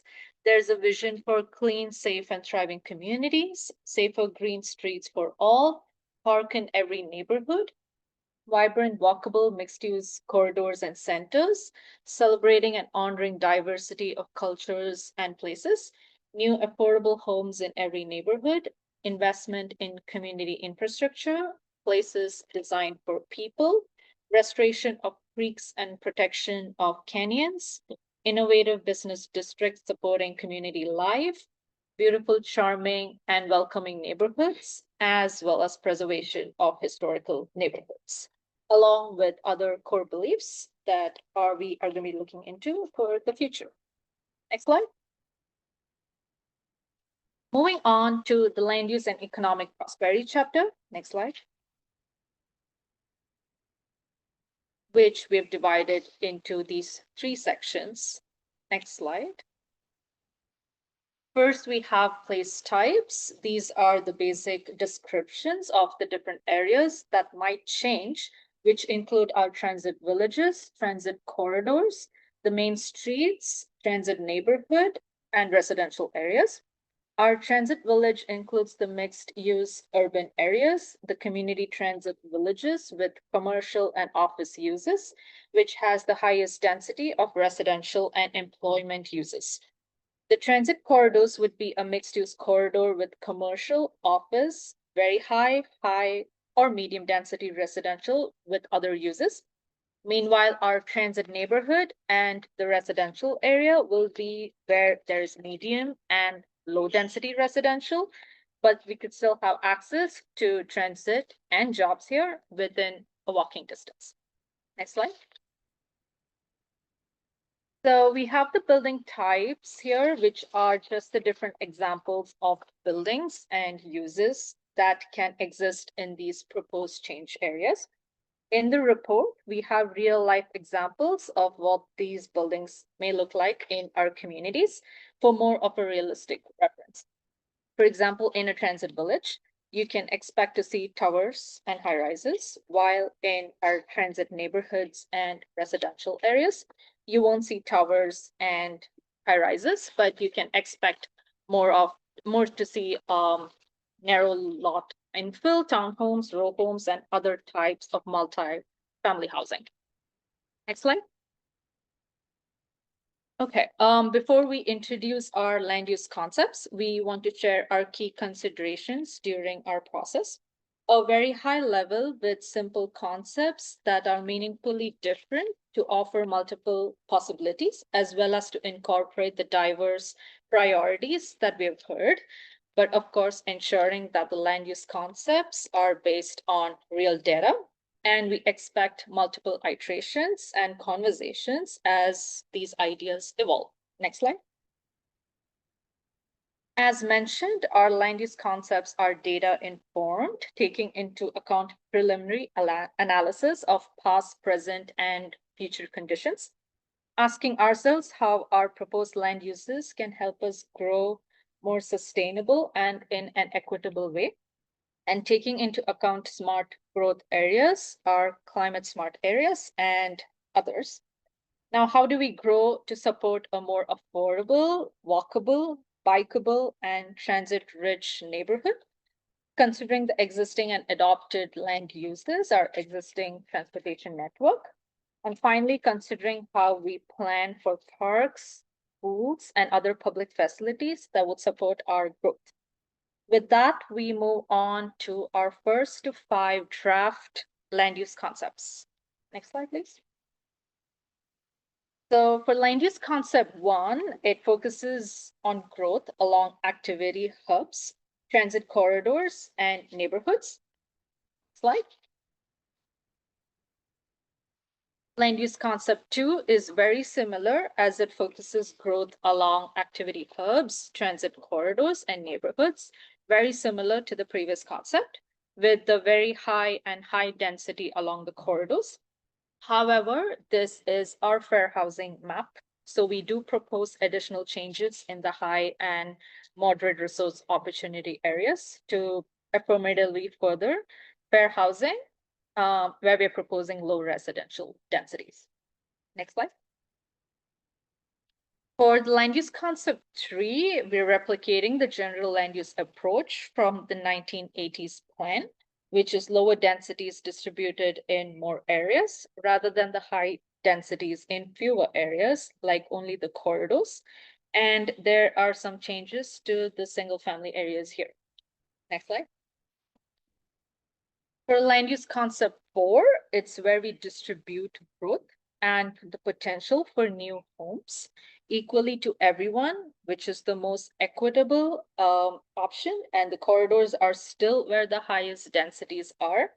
The lowest densities are proposed outside of the transit neighborhoods, and it's introducing a mix of multifamily housing options everywhere. Next slide. Lastly, we have land use concept 5, which focuses growth only along the activity hubs and the transit corridors. No change to most of the multifamily and single family areas. Next slide. We move on to the mobility concepts. Next slide. Here we have the currently planned bicycle network, which will be evaluated and expanded throughout the community plan update and the bike master plan update. The solid lines on this map are what exists, and the dashed lines are the proposed. In the ideas report, these bikeway upgrades are also accompanied by proposed bicycle treatments, such as bike signals, bike boxes, and other traffic calming measures. Next slide. For our planned transit network, we're going to be showing several next-gen rapid bus routes, planned throughout eastern area. There's also the purple line proposed by Sandag, which is a rail line from the border to STSU Mission Valley with stops in Mid-City. Next slide. With that, we would discuss parks, public facilities, and open space. Next slide. So far, we've identified 5 projects for Eastern area. They include new parks, park upgrades, and community gardens, some being already in progress, like the Choya's Triangle Park, which will be transformed to a vibrant neighborhood park with play areas, walking paths, restored natural spaces, and other passive and active recreational features. Next slide. We've also identified a list of street trees specific to different corridors with the goal of expanding the Mid-City's urban tree canopy. And there is great environmental, physical, equitable, and economic benefits tied to doing so. The thicker lines in this graphic show specific trees for a more cohesive look around the corridors. The thinner green would be any city-approved street trees. All other streets either have no parkways or lined with palm trees, which the city no longer promotes. Next slide. The IDS report proposes green corridors along these six segments in eastern area, but some of them extend into other community planning areas as well. And in the bottom left, we have an image of what these green corridors can look like. So green corridors are an enhanced landscape parkway with potential for adjacent bicycle facility. Next slide. For public facilities, here are 4 potential future projects within the eastern area: the Fairmont Fire Station, Oak Park Library, as well as the South Choya's Aquatic Complex and the Recreation Center.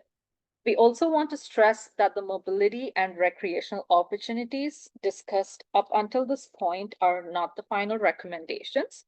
We are open to hearing any places you have in mind that we may not have considered. Next slide. Next, we'll be discussing the urban design. Next slide. 8 initial study areas were chosen to illustrate preliminary high-level concepts for future growth and urban design strategies in key areas of Mid-City. Preliminary concepts for each study area includes concepts related to land use, urban design, mobility, and public space. Out of the 8, 6 here were identified within the Eastern Planning area. And we are going to go over Marketplace at the Grove, Federal Boulevard, and Euclid Avenue, as well as University Avenue in detail. Next slide. First up, Marketplace at the Grove study area. Next slide. This is a high-level concept that involves a new street network designed to promote walkable blocks. You can see that the site is divided to avoid large parcel lengths exceeding 500 feet. We've also proposed a linear park concept that connects neighborhoods to existing open space at the Choya's Lake Park. Next slide. Next study area would be the Federal Boulevard and Euclid Avenue. Next slide. Here we have the site context that shows great changes along the site. Large parking lots, large retail next to single-family housing, and large right-of-way widths affecting walkability. Next slide. The high-level concept here involves intensity and height along Euclid Avenue, Federal Boulevard, and large parcels. We have located new parks, patios, and pedestrian paths that are accessible to neighborhoods along main roads, streets, that extend the existing network and potential for a Purple Line transit stop. Next slide. Up next, we have the University Avenue study area. Next slide. The site context here shows University Avenue with the central retail spine for Eastern area, with the corridor length being approximately 1.6 miles. There's the connection from Choya's Triangle to Crocs Center, and a significant grade change to north-south with suburban block and street pattern that limits access. Next slide. The high-level concept focuses on development intensity and heights along University Avenue with an extended street network while also addressing topographic challenges. There's also an integration of small parks, plazas, and patios. Next slide. Lastly, some upcoming events and how to stay involved with the plan update process. Next slide. Please visit our website and sign up for updates at planmidcity.org. Our next working group meeting will take place on October 29th at the Park de la Cruz Gym, where we will continue discussing the draft ideas report. We are accepting comments to the report until November 21st, and we encourage you all to submit your comments through our public comment form, which is found on our website. We also have 5 upcoming office hours, both in person and virtual, for the draft ideas report on October 18th, 21st, 22nd, 27th, and the 28th. We have all the sign up information on our e-blast, and if you haven't signed up already, please visit our website. I also have a few flyer handouts with me to help with the office hour sign up for more information.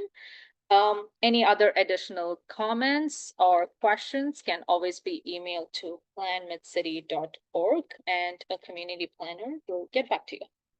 Thank you for your time, and that concludes our presentation. Okay, we probably have lots of comments and questions. So we're going to start with the board, and I'm going to go first. I would like to say that I don't have a specific question, but I just wanted to make some comments. So you know where what our thinking is and what we want. So we created a subcommittee and we looked at the 5 concepts. And I can't say there's 100% support for number 5, but there's 99% support for number 5. The reason being, if those are the choices, then that's the one we prefer. Let's just put it that way. Reason being that by focusing the growth in the corridors or the main roads, El Cajon Boulevard, University Avenue, it will create more of an economic opportunities for our community because we're highly lacking in economic opportunities. We'll create kind of like little urban centers for us. We don't have that. Those of us that live in Eastern area, when we want to go out, we go to other communities that have that. La Mesa, Hillcrest, South Park, North Park, beaches, etc. We don't have that here. So we take our money and we go someplace else. We walk, we eat, we shop. We don't do it here because we don't have anywhere to go. So we're excited to see, the concept of having our own little urban areas like that. And along the corridors is where it needs to be. That also, we believe, preserves the character of each of the communities. City Heights has a very specific character, and by focusing growth on the corridors, we leave the character of our neighborhoods. We don't want to lose those, and we know that a lot of high school students and middle school students were tapped into for their ideas of what they'd like to see. But if we don't create a reason for them to stay here, they're not going to stay here. Yeah. They're going to leave. So we believe that would help people want to stay here. And the last but not least is the environmental part of this. By focusing growth in the corridor areas and leaving the residential areas, pretty much as is, that preserves whatever green space we already have. And it also allows for more potential parks in those areas. The other plans seem to go counter to that idea. So we would lose a lot of open space by just kind of cramming in a bunch of housing. And then we still wouldn't have our little urban area for our neighborhoods for us to be able to shop, dine, and leisurely spend our time in. So that's all I wanted to say. Thank you. You want us, shall we just go around the table? Because I think everyone probably has a comment or question. Sonia, go ahead, I please. have a question in regards to when you were looking at these high level concepts as far as like marketplace at the Grove. Has there been discussion with any of these businesses or owners of this marketplace at the Grove to come to this kind of concept? Yeah, I can answer that. We have not talked with Target and Walmart folks, but that's kind of the Can next you step. speak up? Yeah, okay, so that's the next step to talk with property owners. If these study areas are agreeable and there's a general community support to proceed further, then we can reach out. Sorry, to add on to that, how did you come up with this then? What made you decide, how did you come up with this without any input? Without any input from the property owners? Meaning as in the best way to handle this? What made you do this? The transit villages. So we looked at future transit existing and future transit investments. We looked at all the criterias, right, about walkability and current connections, availability of parking, land. And so those are some of the criterias that we use to identify the areas, yeah. John? Yeah, I'm gonna follow up on Bettina's thing. I live in the neighborhood right here, and looking at the August 2025 report, I noticed that you have outlined the areas that have historic review exemption areas, that basically all the neighborhoods here. And I noticed that's kind of like where it seems like there's a lot of some development in those areas. And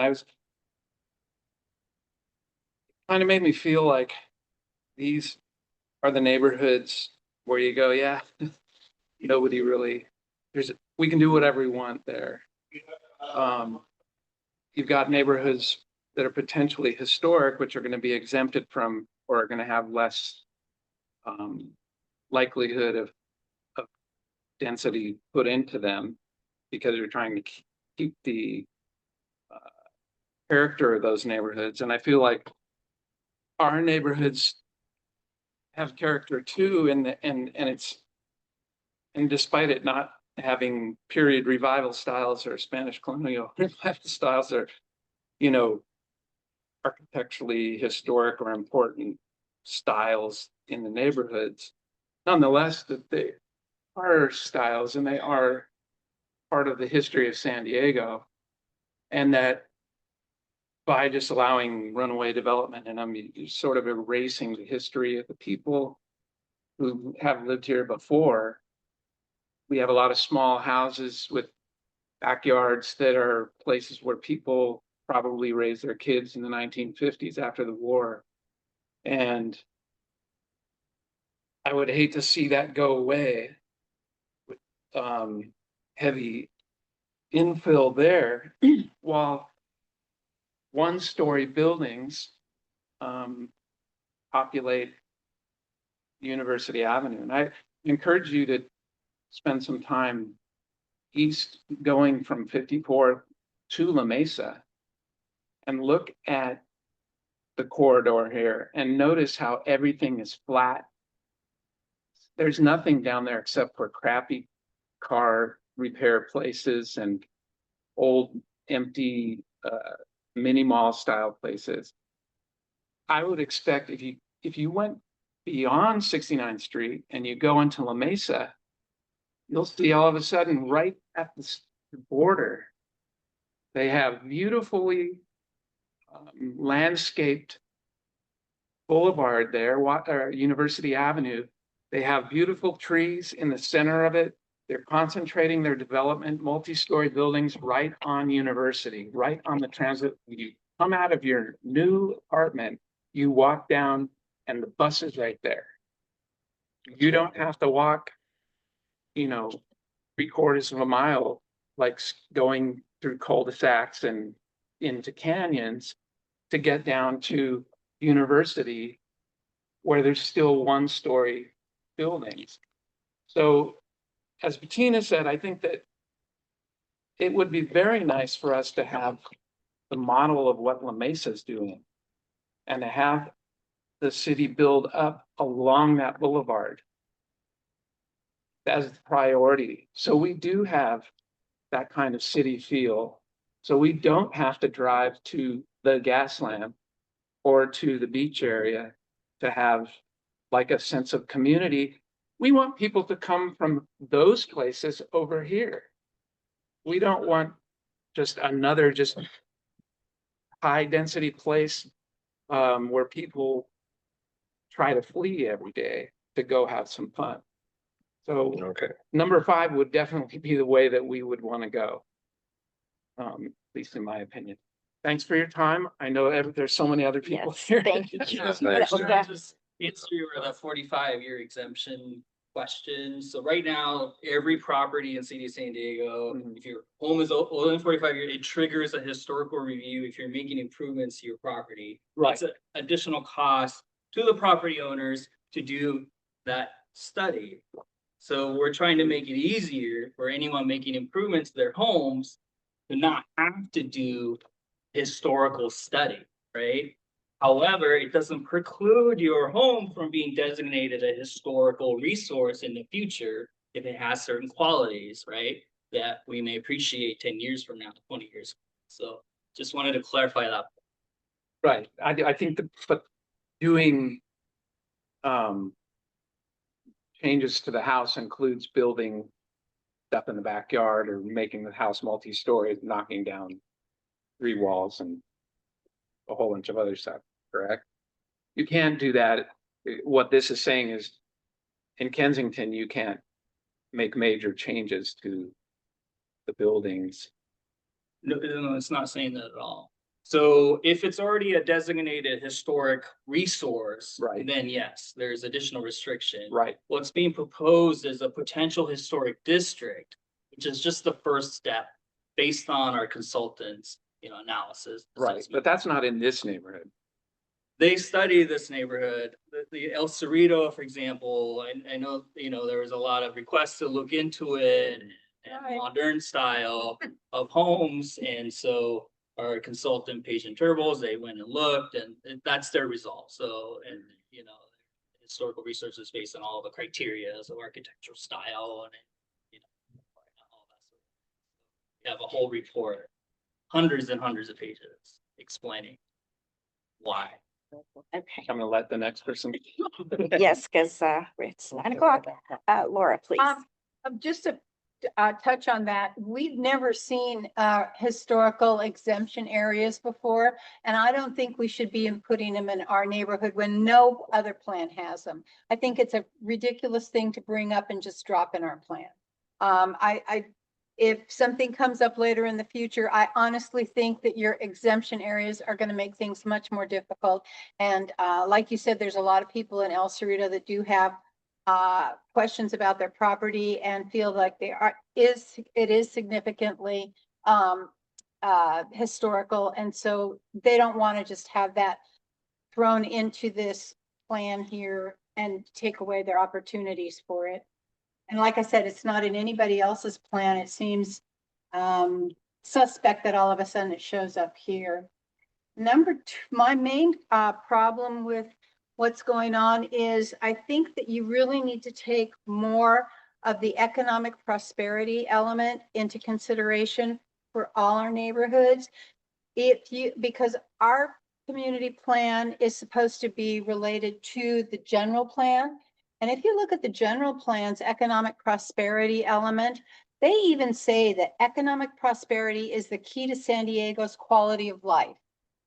And in our neighborhood, to be able to be economically viable and economically prosperous, we're going to need employment opportunities, not just commercial opportunities, which are discussed quite a bit in our plan, but actual employment centers employment areas. So we don't have to try and catch a trolley or make 5 bus changes just to go to UTC to work or go to Kearney Mesa to work, something like that. We need to be able to work locally, and we also need, and you touch on it a little bit. You do say all levels of housing. We need more market rate housing. We don't need, in the plan that we just reviewed, there's a line about an abundance of affordable housing. Affordable housing is something we are already abundant with. We need the balance for the economic prosperity. So we need more housing that's going to be able to have people that people can still work downtown, but be higher income and have nicer homes. And we also need homes, not just rental units, because rental units is just a transitory population. It's not a population that engages in and wants to be part of the community, where home ownership is. And that's part of the problem with, I think, going to so many youngsters and students is they don't understand having a job, going to work, paying bills, having a family, trying to organize and coordinate. Johnny goes here, Susan goes there, I go there, and my husband goes there, all in everyday life. They have no concept of that when you go to these schools. They have, hey, I want to hang out with my pals. Yeah, we want to go to skateboard park. Yeah, I'm going to be, Mr. Gamer on the next video game. So the reality of what's going to be the community is an older group of people. And I think you need to get more of an older perspective and get more of the economic prosperity. Just one comment about the historic exemption. So this is Mira Mesa Community Plan. We identified exemption areas. University Community Plan update. We identified exemption areas. So it's not a first one. Oh, I didn't see them in there. So it's a separate like. Did you, and actually I thought time-wise, ours was closer to like Claremont. So I looked a lot at Claremont's plan. Okay. And a lot of Claremont is stuff I would like to see you to do more in ours. Yeah, along the corridors and Yeah, well, and then also the age of the homes and the age of the area, things like that. Emily? I will echo a lot of what Bettina and John said, that I definitely prefer concept 5. I unfortunately feel like concept 4 is well underway and is a barrel rolling down a landslide right now. And I don't know how we stop it, especially in Rolando Village, with all the ADUs going up. A house up the hill from me 5 years ago sold for $500,000, and this month is on the market for 3.5 million with 6 units. So, when you talk about affordable housing and having homes for families to own, that's not going to happen in these neighborhoods anymore. If we continue down this road, we need to focus development on the corridors, build those corridors up, and keep neighborhoods. They need to stay homes that families can buy. You cannot turn them into apartment buildings. I don't care that they are ADUs. They are not. They are apartment buildings. And they're owned by people. And they're owned by people who live. Yeah, they're not even by That do not see them, that don't touch them, that just collect their checks. Yeah, it's So. yeah. It's ruining us. It is. I That's agree. all I'll say about that right now. Jen? I'll be quick. I'm gonna beat that drum again about the fire station. Please remove it. You and I spoke a lot about it last year, so you know how we stand. Thank you. Thanks for being here. Andy? I like concept 5 as well. Regarding a historical site, nothing was mentioned about Navy housing. There's a historical district there. There's a couple of them. Yeah, my house is actually one of the original Navy 54, houses. I mean, 58. Was built in Redwood Village. It was like the first Navy housing complex, let's say. So, Jim? My question is much bigger, okay? Just a bigger question. So what are your substitutions that you work on? Like how, you can't answer this, I know that short time, but how much growth do the San Diego do you forecast in the future? Does that go into this plan? Yeah. And then do you guys work with the other planning? What's your relationship with the other planning district when you put together your plan? Yeah. Are you going to say, okay, that we're going to let populate? Because I know the university area, that University Heights, they want to make 50,000 people or something go in there. So how do you guys coordinate that kind of stuff? Well, so we have a target in the general plan and the housing element. It's 109,000 homes is what is targeted, or what the state is requiring us to try to meet by 2029. That's to meet the current like deficit of homes, and then like new homes we need for new folks coming in. So that's Okay. Yeah. So how much do they project the city to grow? Just like that's the target, 109,000 by Units, but you're saying we already don't have the sufficient supply to begin with. Yeah, So I think we're like 30% like meeting that target. So it's kind of the policy we have. I think the other consideration, so, and then we coordinate with all the other planning areas and the different plan updates. Colleagues that work on college area. I worked on the college area kind of a little bit. Near Mesa University, updating the general plan, sort of thing. So Thank you. Kathy. Kathy, do you have a question or comment you'd like to make? Kathy Martinez. Hi. You're on mute, but do you have a question or comment that you'd like to make regarding the mid-city plan? muted. You're muted. Oh, there we go. There we go. Sorry. Okay. No, just kind of taking all this information in. It's a lot. But no, at this time I don't have a comment. Okay, thank you so much. Thank you. Okay, so now we'll take public comment. Yes, and I will remind you to please only ask one question, no follow-ups, one question, because we want everyone to be able to ask their one question. Danielle. Okay, well, I remember John asking several follow-ups, but anyway, so my question is, he's on the board. Sure. Parks and Rec, did you get the feasibility study for South Choice that was done in '89? And why is the rec center and the pool still there? Because the only way you're going to get them there is to move the op yards out. And why isn't there a bus lane on College Grove Drive? Thanks. there's two questions. Yes, thank you for the study.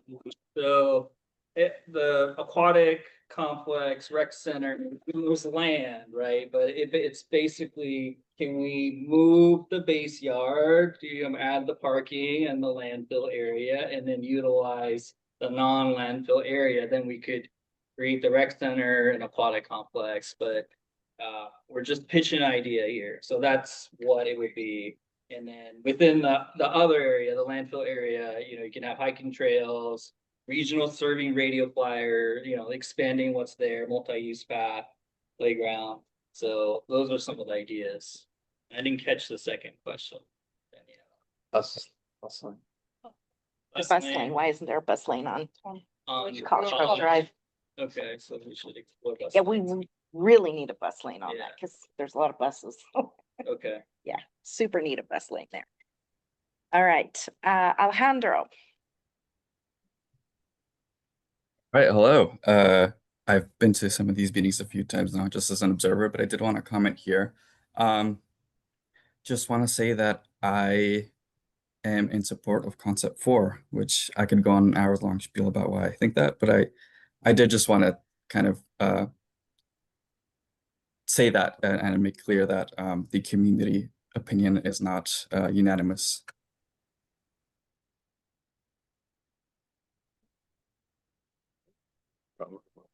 Okay, Chris? Hey, good evening, everybody. Chris Tabachnik. I'm live in Redwood Village area, and I would like to also voice my support for Concept 5. I'm a licensed architect here in San Diego and understand the process that goes through with the City of San Diego Development Services. I've been in and out of it for 25 years of my career, and you know, I do agree with Bettina and support that concept of keeping the corridors and the development in the density within the transit areas. I do agree as well that, you know, we don't have a lot of areas that we are able to have the density along those areas, and just coming from the homeowner perspective as well, you know, I think it is very important to keep the character of our neighborhoods within the residential areas. And we do have a lot of areas along the corridors of El Cajon and University that, you know, are primed for this type of development as well. So, you know, just wanted to voice that. Thank you guys for, you know, all the options. I do think the presentation, you know, definitely covers a lot of ground. But yeah, absolutely, I am more in support of keeping the density of those areas, and that will also bring our communities a little bit, you know, closer together as well. So thank you very much, and appreciate everyone's support on this. So thank you. Over. Thank you, Chris. Thank you. Steve? My subject is the fire station. Again, I'm sorry, I'll be really fast. You didn't get to me when you were doing. Kristen has done a magnificent job. The letter that you're going to write must be, if it's the one that's due by the 27th of October, it must say adequacy and sufficiency of the draft environmental impact report. So if you like fairy shrimp, and you think that they should include fairy shrimp, you have to say you didn't include fairy shrimp in your report, or you didn't do gnat catchers in your report. You can't say, I don't like it, I don't like the location, I'm afraid of what it's going to do. What if the canyon catches on fire? You just have to talk about what they've written. Thank you very much. Okay, thank you, Steve. Anyone here that would like to? Kristen? I've had a question about the parks piece. You mentioned that there could be a joint use park with Harbor Elementary and some other things. Are those just ideas right now, or is that something that's actually going to come to fruition? Yeah, I think the first step is to plan for it, and the conversation with Sandy. I still sure. Okay. Yeah. So those are the lowest hanging fruit for new park space. So they're open to partner. Off leash dogs and little challenges with that. Thank you. Anyone else have any questions, comments, or? Can I ask a follow-up on this? Yeah, can we This do says, follow-ups? this says virtual hours on Wednesday, October 22nd. 7:15, we still have more agenda to go. So. Sorry. Yeah, you can Yeah, QR code or go to the website and click Calendarly, and you can just reserve a spot. So it's like a spot. So much. Thanks for your patience. Thanks for staying here this long. Really appreciate it. Yes. I thought we were gonna get another chance to maybe get another question. Well, one other. we can, but we still have several items on, you know, we have to get through the rest of our meeting.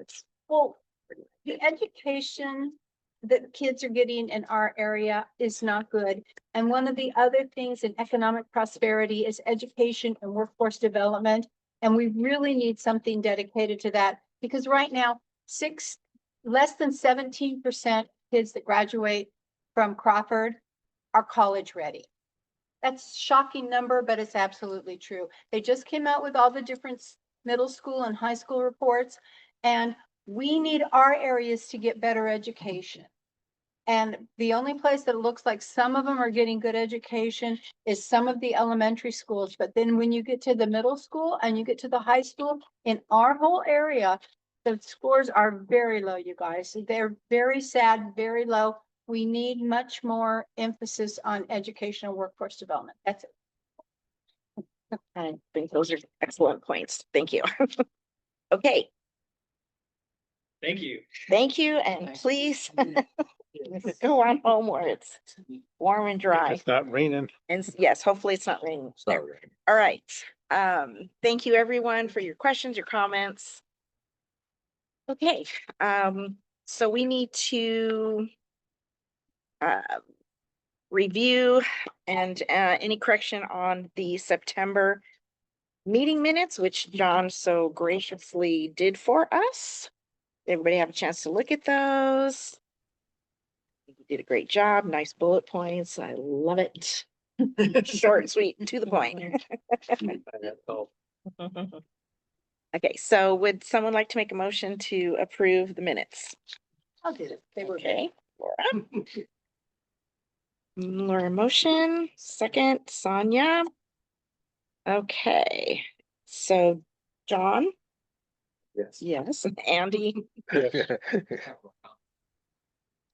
Kathy? Yes. Emily? Yes. Jen? Abstain. Abstain, and Jim? Yes. Yes, all right. Those have been approved. Wonderful. Okay, I have a quick update. Sadly, Michelle Rayner has resigned from the board. So that means we now have 2 open seats for Oak Park.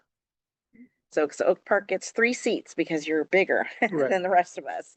So we need some Oak Park folks. I thought Nicholas is on. Nicholas is, he's not able to join the board because he's got an opportunity out of the country for studies.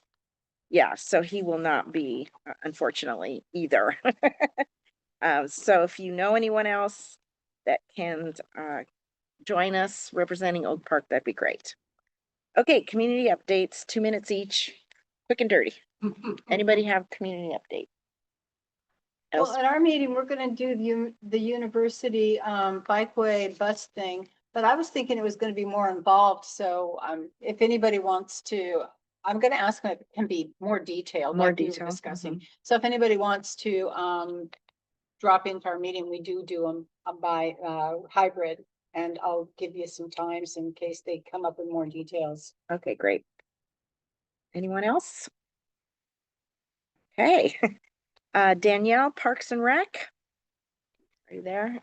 Is Danielle still here? Yes. Oh, Can yes, you she hear me? is. Here we are. Yes, we can hear Okay. you. So I just wanted to quickly give you the information items that are coming up on the Parks and Rec board this Thursday at 2:00.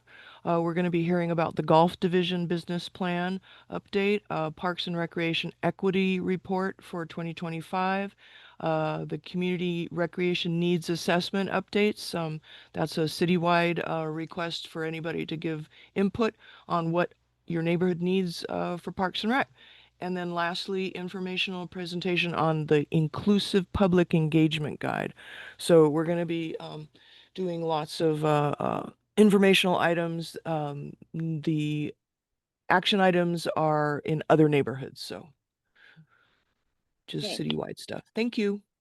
Thanks, Danielle. CPC, Laura, anything from there? We heard from the city of La Jolla, which, as you know, is trying to secede from the city and become its own city. And they kind of gave us an update on where they are and moving forward. And there's some question as to whether they had the right amount of signatures, and I guess that's all getting resolved. But it does look like it may be something up for vote in 2020, maybe 2026, but it sounds more like 2028. And it would be the city, the people in La Jolla have to vote in a majority for it, and the people in the city of San Diego have to vote in majority for it to pass. Right. And Then we had the college area come to us and ask for a letter of support for their community plan of their own vision called the seven visions or something like that versus the city's plan, because the city has them growing like over 300%, which the other plans recently have had about 100% in UTC, 100% in Mira Mesa. I'm sorry, not UTC, University area. And then Mira Mesa, and then right now Claremont's got their community plan coming forward. Their increase was around 50%. And then all of a sudden the college area was 300%. And they have no parks, they have no infrastructure to speak of. And so they wanted to go back down to their plan, which was 100%. So we did support, have a letter to that effect go to the city council. I'm sorry, to the planning commission. The planning commission approved the city's plan, not the seven visions. We also had somebody who used to be a city planner come talk to us about the problem with digital billboards and how how distracting they're going to be. And he was against them and encouraged us to really look into it and get heard fast. Fantastic. Thank you so much. Okay, we will now adjourn. It is motion to adjourn. It is 9:24 p.m. Oh, we are. I know. This is my first overtime meeting. Right, we did. We had a special visitor, and it was amazing that she came, and I was so happy, and I think she's great. So yeah, it was worth it. Thank you, Yes, everybody yes, online. it was worth it. Guys Thank have a you. Good evening. Thank you. It was good to see you, Kathy. Bye. All right, let's get out of here since we're all ready. These guys are ready for us to leave. You need help.